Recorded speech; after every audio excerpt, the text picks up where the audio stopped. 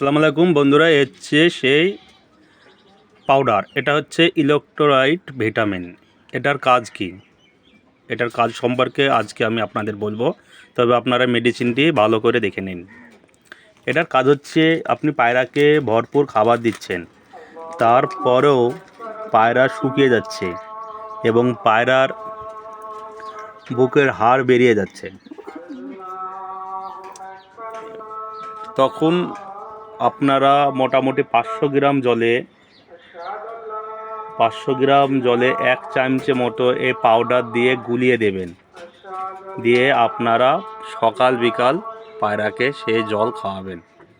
দেখবেন আপনাদের পায়রা পুরোপুরি সুস্থ হয়ে গেছে। এই যে আমার এই পায়রাটি শুকিয়ে গেছিলো, আমি এটা খাওয়ানোর পরে পায়রাটা অনেকটাই রিকভারি হয়ে গেছে।